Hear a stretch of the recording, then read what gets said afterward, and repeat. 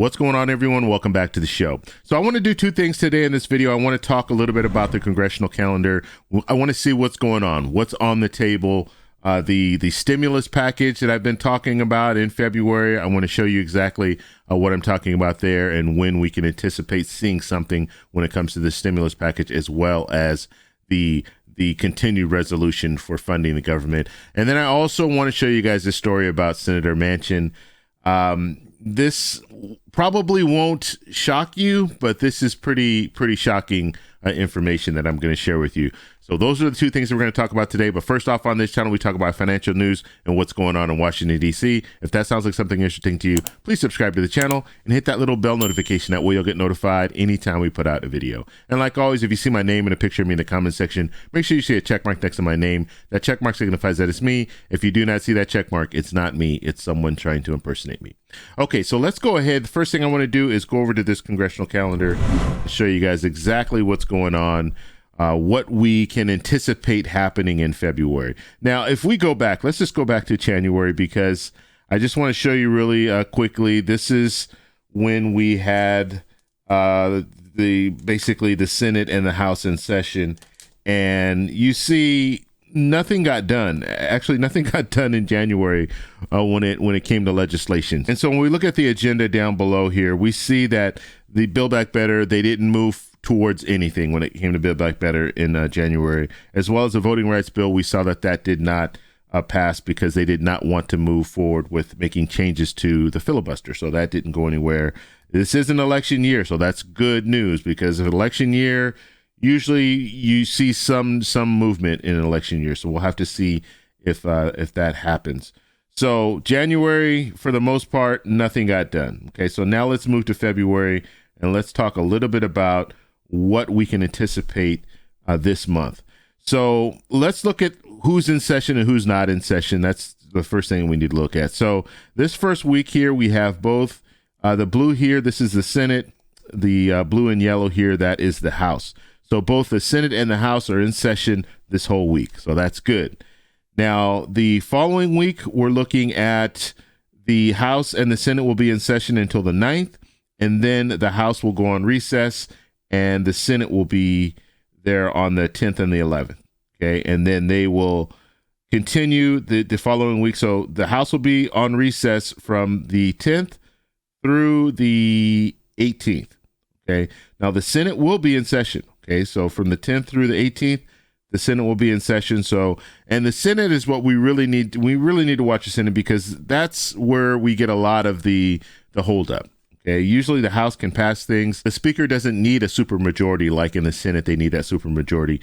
So she's able to pass things a lot easier than in the Senate. So looking at the Senate, they will be here for pretty much the whole month.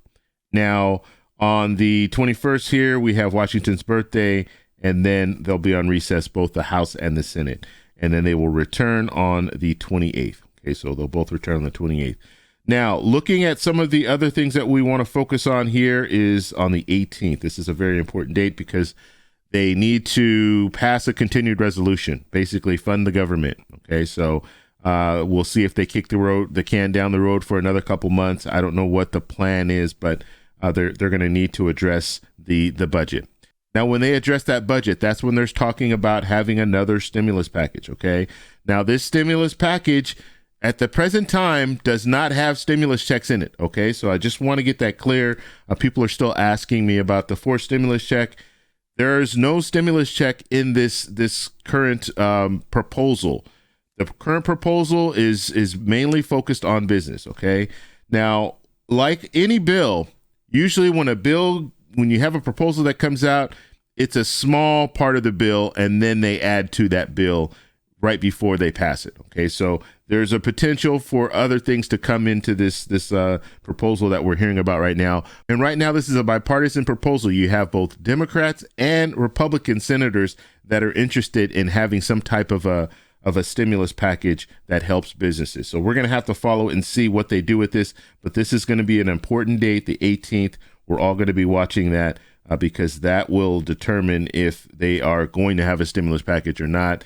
Or at least we'll hear more talk. And the fact that we have both the House and the Senate pretty much here all month, we'll hear a lot. We'll hear a lot of talk when it comes to moving forward with something when it comes to a stimulus package. So that's what we're anticipating in February. We don't know anything about Build Back Better. They're still not really talking about that. The only thing that we hear is they want to make it a smaller bill. They want to change the name, and they also want to do some standalone bills. So we don't know. They're probably not going to take that up in February. I just can't see that happening. They might talk a little bit about it, but I think the main focus will be on the continued resolution to fund the government, as well as start talking more about this stimulus package so they can gain some support for it. Now, this next article that I want to show you guys, and this is pretty amazing. This is Senator Manchin, okay? And this was on CNBC's website yesterday. Companies, executives donate nearly $300,000 to Manchin's campaign after he rejected Biden's Build Back Better bill. This should be pretty shocking, but this is one of those situations, and I mean, it's just right here. He's gaining support for basically for his campaign. So he's running for re-election in 2024. So it's still a couple of years away, but you have these major donors coming in, and he earned $300,000. Now this should be pretty upsetting, and the main reason why it should be upsetting is because he's not representing the people. He's representing corporate interests. And that should upset you. I know it upsets me because when I look at stuff like this, I mean, we have to take the money out of politics. This is ridiculous. I mean, you have a politician who is getting campaign funding based on not voting for a bill that helps the American people. It's really, really sad. And it's gotten to that point. It's been like this for a while. Senator Manchin is not the only one that takes advantage of stuff like this. But it's really sad because and we're in a situation now where will he move forward with anything that's Build Back Better now or any proposal? Because it's not about what he wants to do for his constituents. It's about lining his pockets. It's about collecting money so he can fund his campaign. That's what it's about. And how can anyone this is one of those things where to run a campaign it does cost a lot of money. And so a lot of these politicians, they don't have that all the millions of dollars up front. So they do need to get these campaign donations.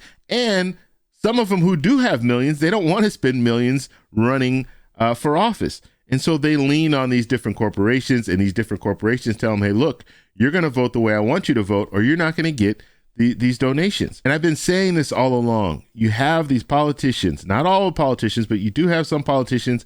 They're just representing their interests. That's it. They're not there to represent the people.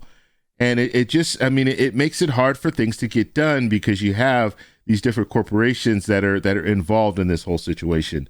And they even named some of the corporations that donated, just so you guys, let me show you this here. So here we go right here. Facebook, CVS, CVS Health, Lowe's, Anthem, Cigna. I mean, these are some of the companies that donated after he voted against or basically said that he wasn't going to move forward with Build Back Better. And so it's really, really a sad situation when we have politicians that are just not there to represent the people. And these politicians, they don't need to be there. If you want to be a lobbyist, that's fine. You can make a lot of money doing that.